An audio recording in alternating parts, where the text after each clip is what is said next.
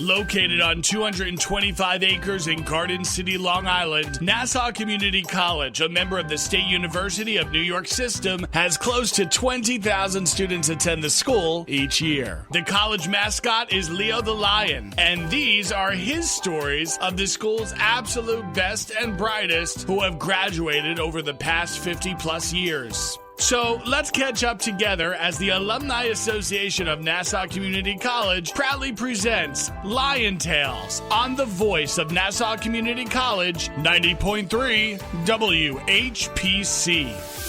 Welcome to Lion Tales, powered by the Nassau Community College Foundation. My name is Aurora Workman. I am president of the Nassau Community College Alumni Association.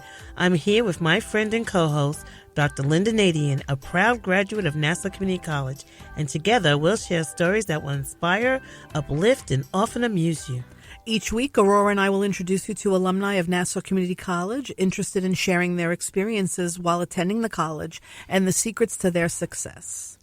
And speaking of our alumni, we are getting ready to celebrate the 7th inauguration of Dr. Jerome Williams, the 7th president of Nassau Community College.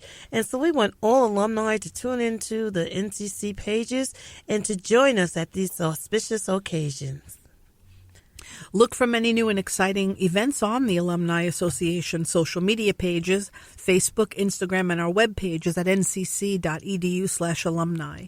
If you, our listening audience, has any positive news you would like to share about alumni happenings, we would love to hear from you, so email us at ncc.edu/alumni. Well, today's guest, and this is going to be such a treat because we have so much in common, is Cassandra Mehu, a pre-kindergarten teacher in the Uniondale pre-kindergarten program. That's in Uniondale, New York. Yay. She has served proudly for the past 6 years. Cassandra speaks 3 languages and has written a children's book entitled Pablo In The City and plans to work toward publication. She is currently pursuing an advanced degree in school district leadership at Adelphi University in New York. Welcome to Lion Tales, Cassandra Mehu, class of 2011. Hi. Hi. Hello. Hi. Thank you for allowing me to be on this show. Thank you for the opportunity. Definitely want to thank Dr. Nadien for the opportunity and Aurora for allowing me to come on and just discuss what I've learned and have taken on since being in Nassau Community College. Yeah. So tell us about your decision to attend Nassau Community College, because we were speaking about you graduated from Uniondale High School, and a lot of times graduates from all throughout Nassau County high schools, students do attend Nassau Community College. So what led you toward this path to across the street from where you went to high school? Actually, I was not intending on or planning at all on going to Nassau Community College. I had gotten accepted into many other colleges, St. John's, Albany, UAlbany, and I wanted to actually go far away. However, things didn't work out last minute, so I ended up just going to Nassau Community College. However, it was one of the best decisions that I've ever made. That's great. Yeah. You know, and that's most of our listeners in our guest stories. It it was the best decision. If it even wasn't our first choice, it's the best decision. And because we tell people about Nassau Community College, I'm so glad it has become their first choice. Absolutely. I feel the same way. The same thing happened to me, but I wanted to... I was actually happy to come here. I was the first person in my family to, even contemplate attending any college at all, except for my uncles. Obviously, men are always prone to pursuing education where women may not have been at the time. But what were some of your favorite courses that you took at the college at that time?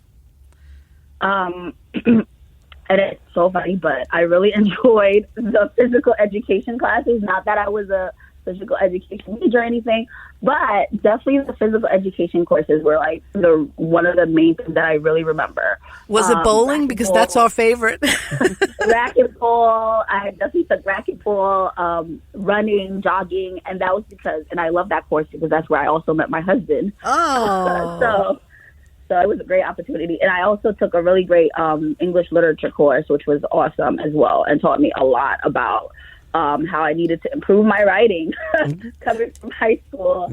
So that was a great opportunity and a great course that I was able to take. Do you remember the names of your professors? Ooh, no, I really... Don't worry. Yeah, we sometimes forget them too. But we did love the phys ed department. We loved bowling. That was our favorite course, that Garden City Bowl. That would be great to have a bowling alley at the school because that gets everybody stress relief. And I was a track and field enthusiast, so there's so many opportunities here at Nassau Community College. What are some of the things that you discovered that you did not know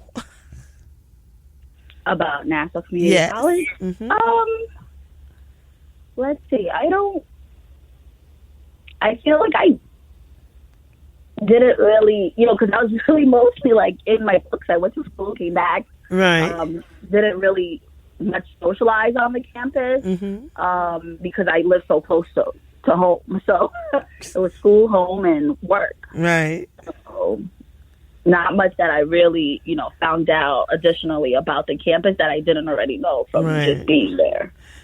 It was a great experience, definitely, just to be here. Because you were one of like me. I had the job and back and forth, come to class and then get back in the car and go to work and repeat. Yeah, exactly. And it becomes that little avenue that you explore every day.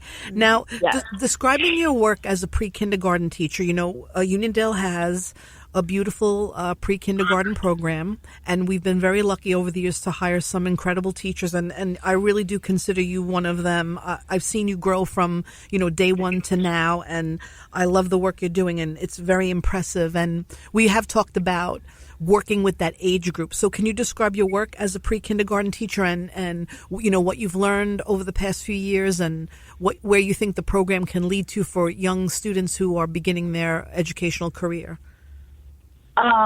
What I love about being a pre-K teacher is the opportunity to really just be free in your teaching and just catering to what the students need and their learning. Because we currently use a creative curriculum, which allows the teacher to really be creative and just really focus on the students' social, emotional needs, definitely academic needs, and just all around the whole self of the student, and just kind of just see where it leads you. They kind of generate the questioning and even facilitate some of the activities that are going on in the classroom because it's geared completely towards them. So I really, really, really love that, that the fact that we're able to just use that curriculum and able to just go based on what the needs of the learners are. And I think going forward for new prospective teachers who are looking into the early childhood area as a career, I just want to say that just, do it. Definitely. It's a lot of work. It's a lot of fun. The little ones, they definitely need somebody who's going to be completely in. And if you're going to do it, just do it with all of your heart and not just for the pay or whatever. Right. Just really do it because the kids need it, and they leave and you're walking down the hallways and they know who you are by name, and just create that connection on day one, and even with the parents on day one, so that the parents are going to come back and say, hey, I remember this teacher. I've had a parent who came back and she moved out of state, but she's like, my son talks about you all the time, and I'm so happy that I was able to see you today and just show you a picture of him, how well he's progressing and how much older he's getting.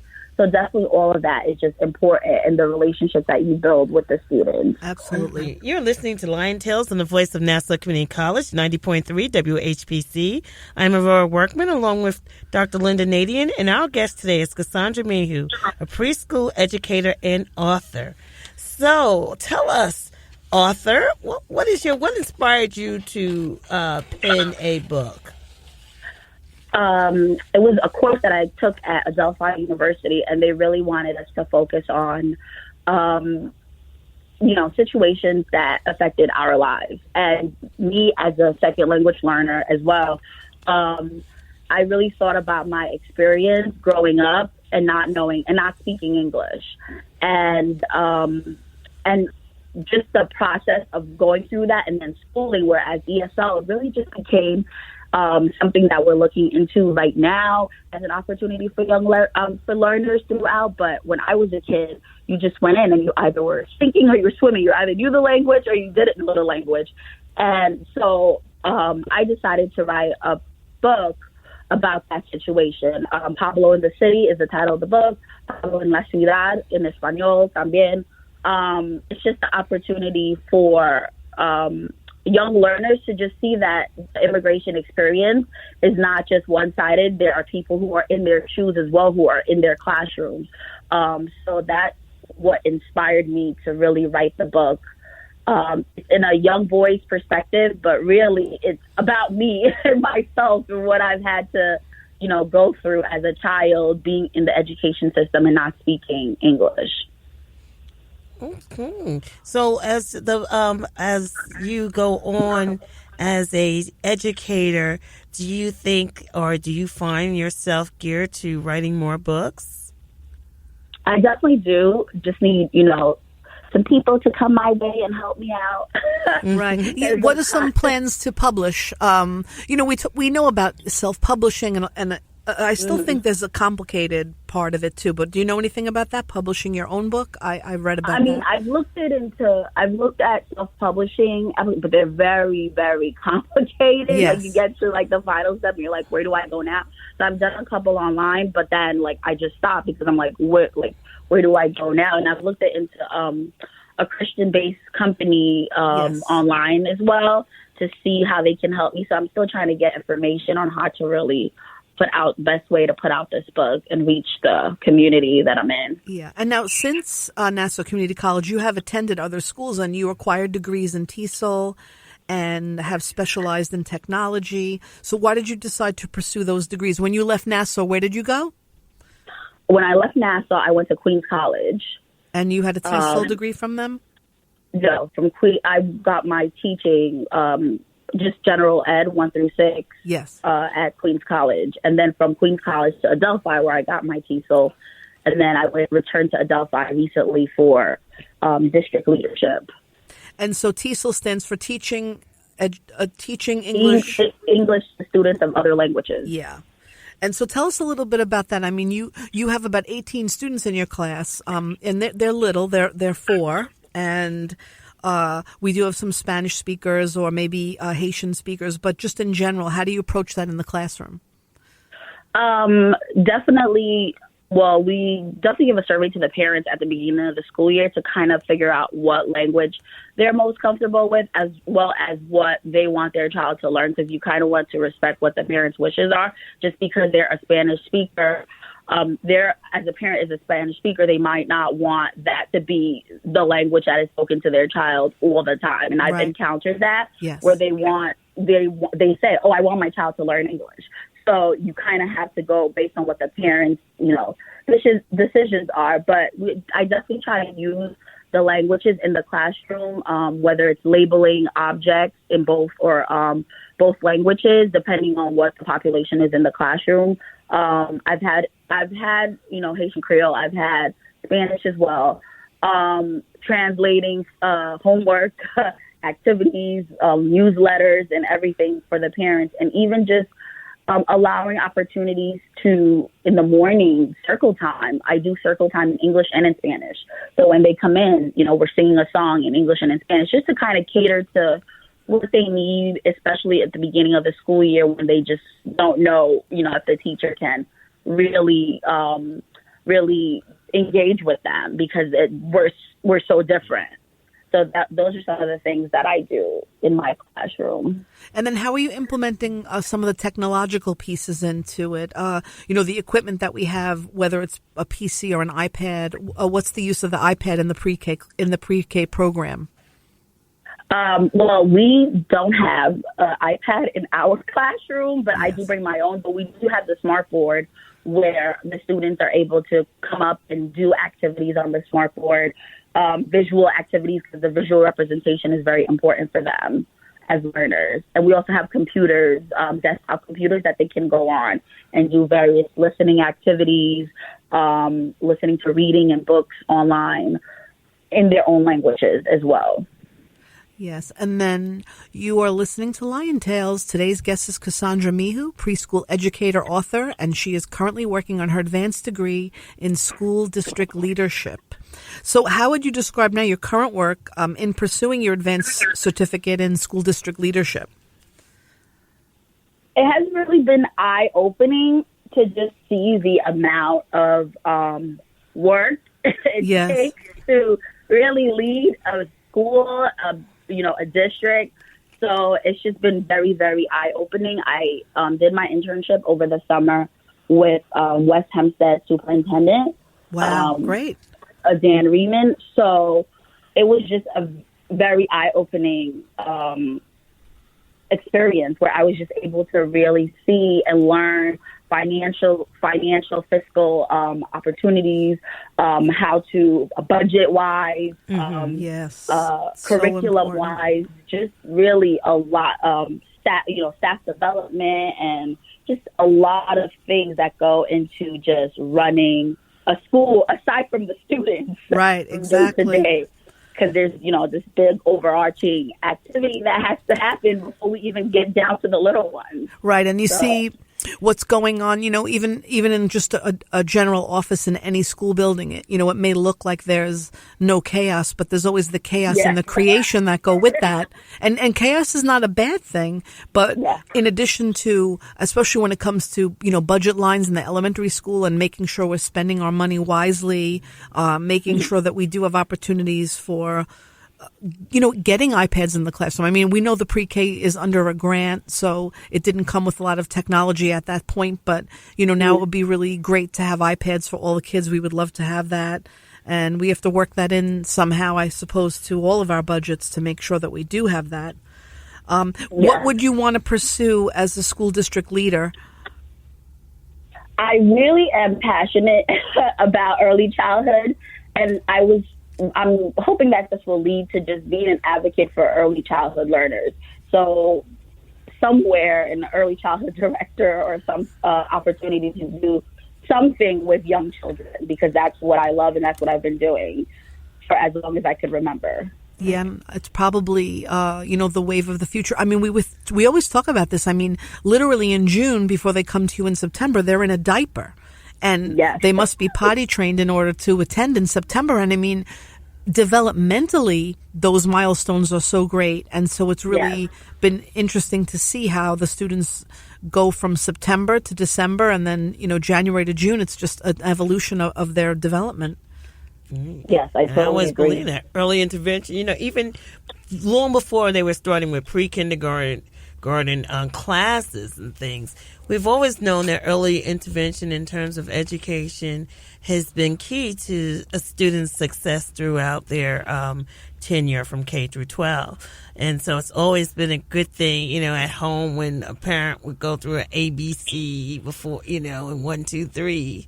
And students really thrive with that early intervention. So how do you see, because when we talk about iPads in preschool and pre-kindergarten, it's amazing that I do see some of these kids, and especially with my own cousins and things, 3 years old, 4 years old, where's my iPad, And they're doing, and they're really doing activities, learning activities, or they want to watch this and they know how to operate it. They know how to operate all this technological. So how do you see technology playing out as a leader in the younger grades? I really see it as an opportunity to start our young children in science and technology, computer science and technology fields, because they're so interested in it. They want to do it. And as they get older, I really think that it's something that needs to be instilled in them as a young child, because as they get older, math and science become more difficult, more complex. And I think that if they're, interested in it, we should really just put that information into them, whether it's, breaking open a computer and just looking at the parts. Right. And just using the iPad and trying to figure out how to make different sounds and just anything, or even recording themselves, or even taking a picture of the classroom of what they're working on. I think it's just really important that we instill those, fundamental ideas in them about technology, so that when they're not afraid of it, and when they get to the upper grades, they can use it, even take it upon themselves to just pursue occupations in that field. So I think it's a great idea to have it. Obviously, it needs to be controlled and limited at certain points for the children, because of, their young minds. They really need to be working on other activities as well to strengthen fine motor, gross motor.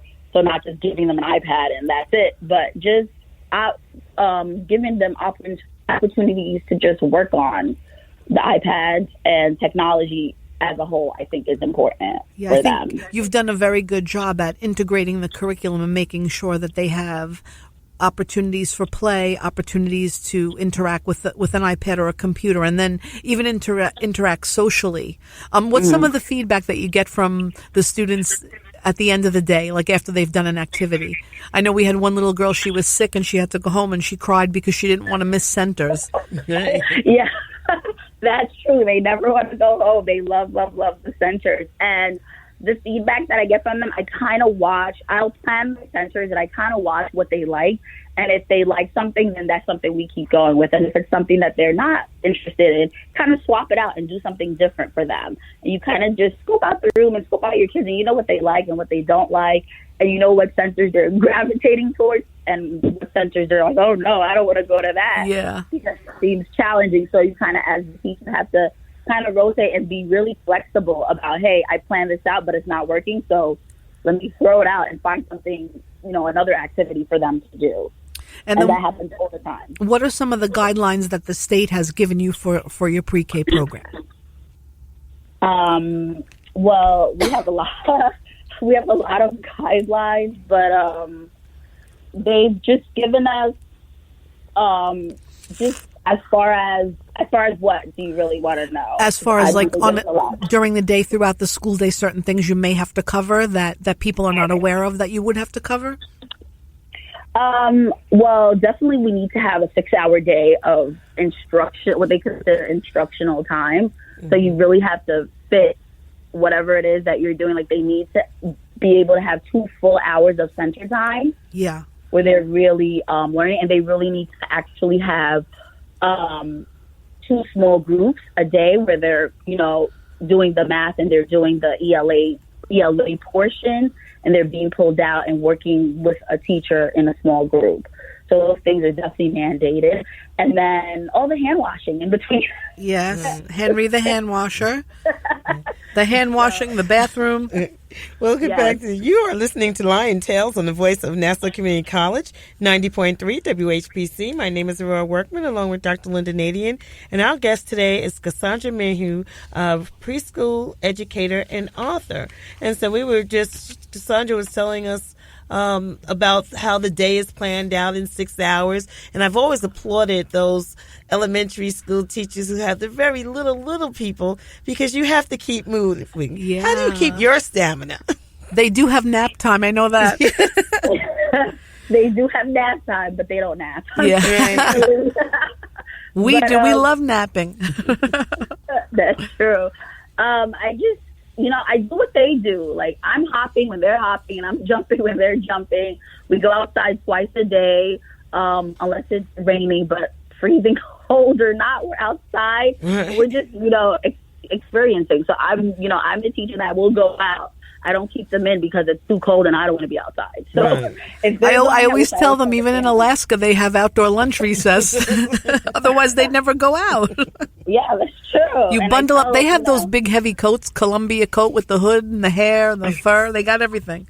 Yeah, I tell parents, dress them for the weather. Yeah, absolutely. What are some of the other things that you had imagined yourself doing outside of Nassau when you graduated, or are you living your best life now?